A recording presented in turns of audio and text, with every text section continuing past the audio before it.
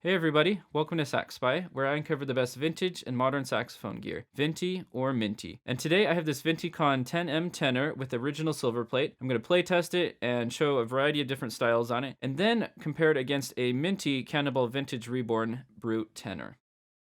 One of the first things that I notice is that the bell keys are on the reverse side of the bell. This is different from the previous model, the Chewberry, that had the alternating bell keys, one on one side and one on the other. I really like the old school look of the wireframe key guards, and it's kind of something you see on older horns, but there are some newer brands that have adopted the wireframe in order to save weight. Now here we have one of the more iconic features of the 10M, the engraving. This one is called Ladyface, as it features the upper portion of a woman in a pentagonal window. Some older versions had a full undressed woman, and that goes by another name that would probably get me demonetized. But interesting enough, the Cannonball that I have has the Lady Godiva engraving, which features a woman riding a horse without any clothes, but the hair censors her, whereas the Conn tends to be more bold. By now you've probably noticed that this Conn has the original satin silver finish with some polished silver areas such as the engraving and the keys. This type of finish was popular among other American horn companies, but not so much with Selmer.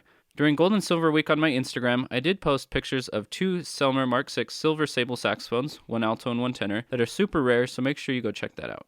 Since this Conn is from 1951, you'll see a few differences between this one and some pre-war models. For example, there's no additional vent below the right-hand thumb hook, and the tone holes are straight rather than rolled. You'll also notice a G-sharp trill key, which operates by pushing down to open the G-sharp key, whereas Kings would push down to close it. The right hand is inline, which means that the right hand keys are twisted so that the tone holes line up with the upper stack. Conns are pretty BA because they have a single straight bell brace, and that's it. I tend to think that Conns are more comfortable in larger hands, and as you look at the left-hand stack, the fork F key and the G key are spread way apart. If you were to compare this to a Selmer, it's going to be a little bit larger spread, almost like a bassoon. This saxophone still has the strange Conn spatula, which was originally based on the normal pinky range, but the problem is that it's turned out a little bit, so it feels like you're pushing it sideways rather than down towards the instrument like on modern saxophones. The bell looks mostly silver, but with a touch of gold. That's because the bell was originally gold wash, and the plating just wore off over time. Now, if you're like me, my grandma's played saxophone in the marching bands. One played a King, which I have, and another played an old Conn, and you'll notice that this one still has the lyre, so that it can hold your marching music. The neck tenon on this Conn is really thin, as you can see. These tend to get bent a little bit easier. I like a thicker one, like a modern Yamaha, that seems to be more reinforced. So I just wanted to take a quick look and show you some of the different things that I notice and try to point out on my Instagram posts when I talk about this kind of saxophone. This isn't meant to be a super in-depth video. I'm going to leave that to Matt Stower, who has a great video on the subject, and I'll link that down in the description below. There are a lot of other features that we could compare, but let's jump over and take a look at this neck and compare it against the modern Cannonball neck. The necks on these two horns are quite different. The Cannonball is based on a Mark VI neck, and the Conn is its own thing. You'll notice that the angle is quite severe, and it's got a little bit more bend in it. Now, as we put these up together, you'll notice that the Conn is quite a bit lower in the neck angle, and that's why you have to push the horn away from you with your right-hand thumb in order to get it at a 90-degree angle as it enters your mouth. The Cannonball neck will play at a really comfortable angle because it's had, 80 more years to develop. Now, this Cannonball is special to me. It is a Lady Godiva, as you can see on the logo plate. And my mother, who is an artist, was kind enough to paint the C in for me with a sky blue that she matched to the color of the horn. And I think it's really beautiful. The blue and the gold really stand out against each other. Since I live near the Cannonball factory, I've had this neck worked on by Ryan Lillywhite. He is one of the technicians there that goes through, half of the tenors and berries. He did a little bit of the work inside the neck for me to make it really responsive and in tune.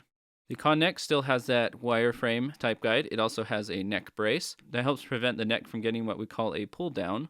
As I play these two saxophones against each other, I want you to hear the differences between playing an old American horn versus a modern Taiwanese horn. The two big things that I want you to listen to are the tone, how an old American saxophone sounds versus a modern Taiwanese, and the intonation, how in tune each of these saxophones are.